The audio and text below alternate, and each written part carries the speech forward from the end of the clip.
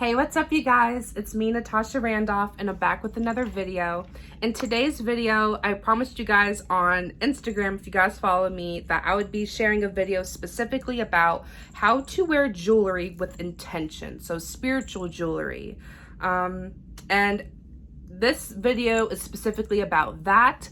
I will be filming a separate video specifically about how to care for your spiritual jewelry, because there is a misconception that you can just put it on and it'll work for you. You do have to cleanse and charge and activate your spiritual jewelry for it to actually work the way you want it to. So that will be a separate video. But if you want to learn how to simply wear your rings and bracelets and necklaces and, all of that with intention, then feel free to keep watching.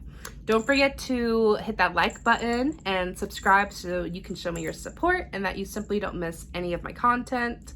But let's get right into it. So I do want to talk briefly about materials with your spiritual jewelry, because, that does impact the influence that it has, whether that's for protection or what you're trying to draw to you or what you're trying to put out there in the world. It does, again, influence it. So let's briefly go over that. Yes, you can definitely use gemstones for your spiritual jewelry. Typically, when you're using gemstones intentionally, for your jewelry, you're trying to use the property of that stone for your own intentions. So I like to usually use gemstones for chakra work. Like, that's what I like to use it for typically, just because as an intuitive healer and reader, I'm so into other people's energies. I just like to wear gemstones to kind of keep my energy right, basically. So that's something you could do for yourself. But gemstones, there's so many different kinds and there's so many different properties. You really can mix combinations with that and really play around. So feel free to do with that what you will. But gemstones, yes, great to use with your jewelry, because you can mix the metal or property and the gemstone both with the focus intention of what you want. So I do find that powerful, but whatever you will. Okay, copper. Copper jewelry has been around forever, and they've been using it forever for health and spiritual metaphysical reasons. Typically, copper is conductive. It's associated with love and Venus. It's really great for channeling or energy work.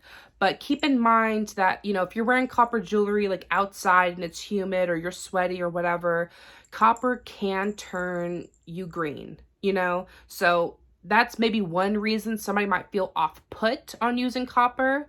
I would say if you like the idea of copper, but you don't like the idea of it turning you green, I would go to gold. Gold jewelry is conductive as well, but it's durable. It's definitely more of the masculine energy. It's associated with the sun. So gold is associated with divine masculine energies, the sun. Very conductive, but it's also associated with wealth and abundance. So those are typically what gold is associated with, and also divinity. Okay, silver jewelry. Silver jewelry is the opposite of gold, okay? It's also conductive in some aspect, but it's feminine energy. And this energy is more so bringing forth purity or clarity or stronger vision to yourself, because it does enhance your third eye chakra, the crown, and the crown. So I would say it helps you with channeling and your psychic development work. That's what I use silver jewelry for, typically, is to amplify my feminine energies. But I also like to wear gold jewelry to amplify my masculine. So to keep myself balanced, basically, I like to mix both gold and jewelry and silver, but basically find a combination that makes sense for you. I know a lot of people don't want to wear a lot of flamboyant spiritual jewelry, so they want to keep low key. So if that's the case, I don't recommend wearing a lot of symbols. If you're worried about, feeling judged, obviously don't wear the crazy outlandish symbols. But if you don't care about any of that, use the symbols also with intention, whether that's runes, sigils, the evil eye, the Om symbol, yin yang, lotus, the heart, tree of life, Ankh. There's so many different spiritual symbols that you can definitely utilize for yourself You know, whether you create it or buy it yourself, you can absolutely use the next aspect of, you know, an engraving or a word or something, you know, to amplify what else you want to use it for. So keep that in mind. Okay, now we're going to move on to rings and bracelets. So rings and bracelets are typically what a lot of people, you know, it's easy to access or it's easy to make or buy for yourself. So let's get into it. So I definitely wear a lot of rings and bracelets. Strangely, I'm not wearing a lot of crazy bracelets today. I usually kind of am. When you're wearing anything on your left hand, whether that's a ring or a bracelet, you're typically bringing things to you to receive, tapping into your divine feminine energies, getting more into the creative thinking, intuitive, emotional energies. That's typically what you're tapping into when you're wearing anything on your left hand, ring or bracelet. Now, the right hand, it's the exact opposite. If you're wearing rings or bracelets on the right hand, this is what you're trying to project out or give to the world. Physical action, divine masculine energy. So that being said, left hand, this is to receive divine feminine energy. Right hand, this is to give masculine energies. So that being said, what about rings? Because each finger also has an association or an intention. So let's get into that, okay? The thumb, okay? The thumb is connected to your personal will and universal will. It's also associated with the element of ether or spirit. So this is typically like if you're wearing rings on your thumb, this is like you trying to fix your intentional relationship with yourself, or maybe trying to patch up or amplify or boost the relationships you have outside with the world, like, you know, your friends or your business or, you know, in love. So this could be like a garnet, a diamond, a moonstone, amethyst. Those will all boost the intention of the thumb, okay? The next finger is going to be the index finger, okay? This finger is associated with the element of water, and it's also associated with the planet Jupiter. Now, this symbolizes confidence, action, ambition, communication, and leadership. So, you know, keep that in mind that if you want to amplify those energies, you can wear blue topaz, amethyst, lapis lazuli, emerald, or peridot. So let's say I want to draw abundance to me. Maybe I could wear like a peridot or emerald ring on my index finger to draw money to me, as an example. And maybe it can even be gold to amplify that intention even more, you know, as an example. Okay, I don't want to flick y'all off, but the middle finger is next. The middle finger is associated with the element of earth, and it's also associated with the planet Saturn. So that means if you're going to wear a ring on your middle finger, it should be for introspection, for your individuality, clear your vision, and it's also connected to your heart. So you could wear clear quartz, rose quartz, coral, pearls. Those would all be great to amplify those energies. Personally, I like to wear hematite on my left middle finger because I like to bring discipline and grounding energies to me, directly to me and myself. So that's what I like to do. It's like tough love. I feel like that's what I need right now. So that is what I'm amplifying with my hematite ring on my middle finger. Okay, next is the wow, okay. Yeah, next would be the ring finger, which would be Apollo, okay? It's also associated with the element of fire. So if you wear a ring on your ring finger, because I don't know what else to call this, this would be great for grace, love, beauty, compassion. So I would definitely wear like a green jade or maybe carnelian or something like that to amplify those energies for sure. But yeah, so if you're trying to project, you know, that specific energy out, then I would wear like carnelian or something like that. But last is the pinky. The pinky, if you're wearing a ring on your pinky finger, this is the element of air, and it's also associated with the planet Mercury. So this is dealing with communication, intuition, sensitivity, creativity, even resourcefulness in business. So you can wear amber, citrine, moonstone, or even aquamarine. So keep that in mind when you are wearing rings or bracelets for you, okay? Next, let's talk about necklaces, okay?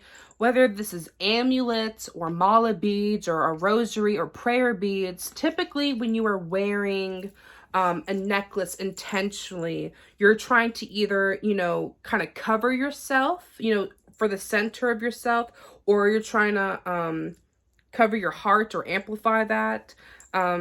Typically, when I'm wearing a necklace or an amulet, I'm either trying to wear it for protection or I'm trying to use it to instill in my whole being. So that, because it's like the center of you.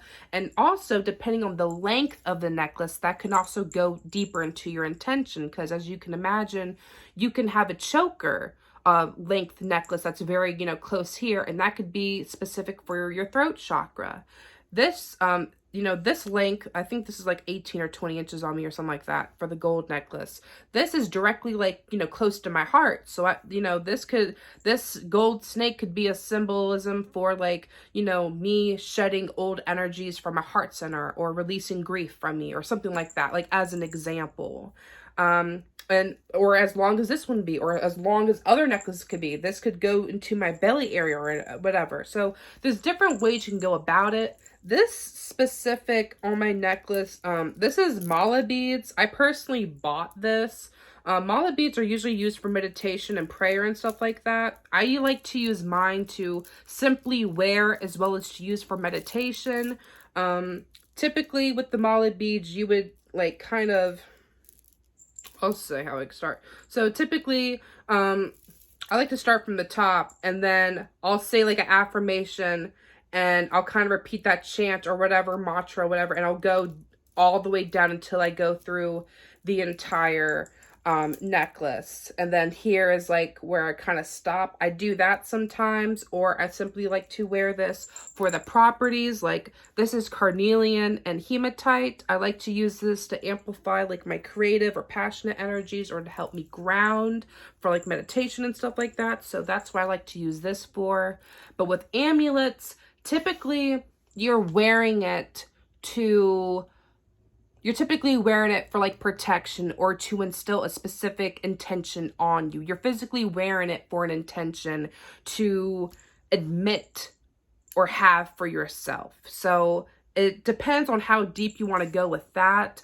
I would definitely say if you are trying to get into amulets, definitely play around with it, because whether you make it yourself or buy it, there's so many playful ways you can go about amulets. You could, down from the materials to gemstones to the properties that are in them, down to the symbols. There's runes, sigils, evil eye, the Om symbol, yin and yang, lotus, the heart, tree of life, Ankh, sacred geometry. There's so many different things you could utilize. But typically when I'm using a necklace, it's for my heart center, or it's to bring into my being or to emit off of me.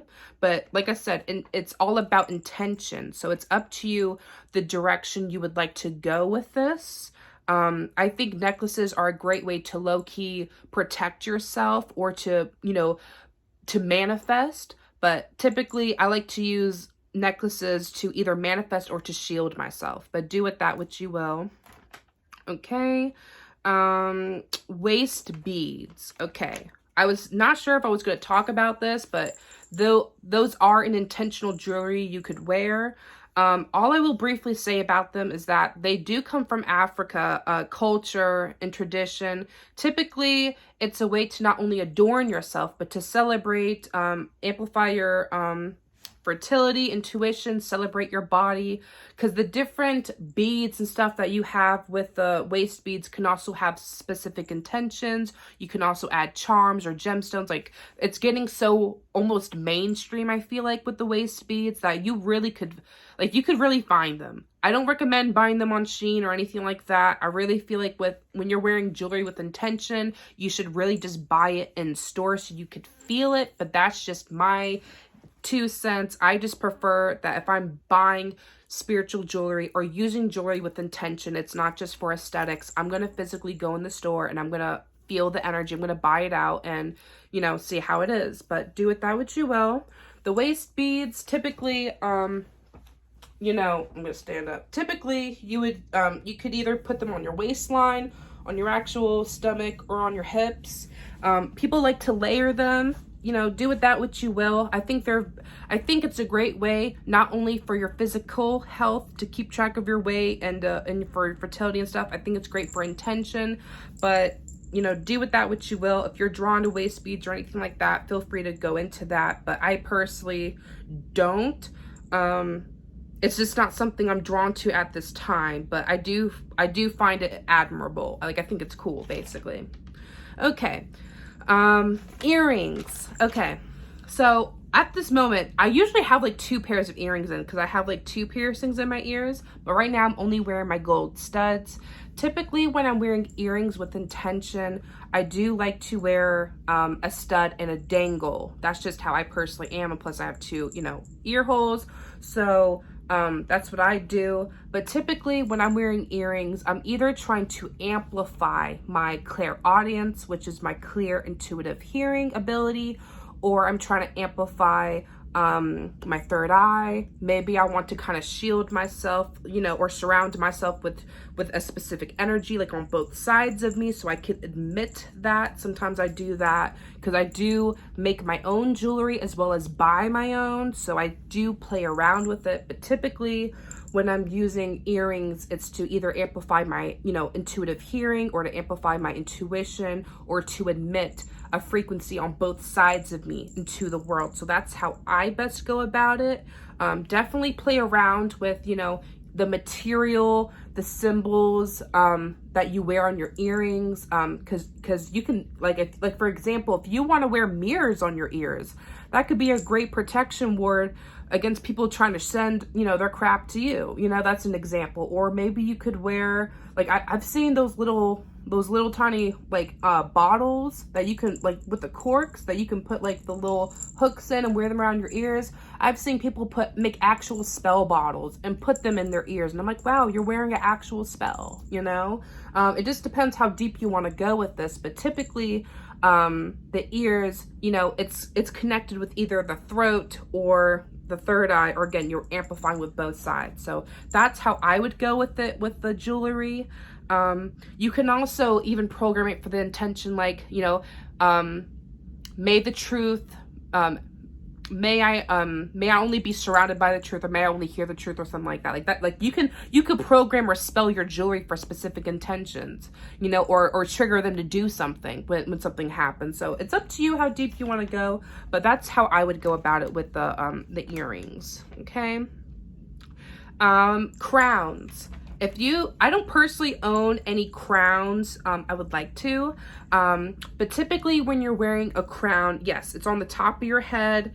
Typically people wear crowns either to kind of shield the top of their being, you know, because it's top of them, or they simply like to use it intentionally because it is their crown chakra that the crown would sit on top of physicality. So I would say that if you're going to use a crown, use it for either channeling or meditation or energy work, or you simply want to, you know, shield yourself because it's the top of you, or you want to emit a specific vibration, but like glamour or something. But that's how I would say, you know, using a crown intentionally would go. But again, it is all about intention, so you can play with this as much as you like.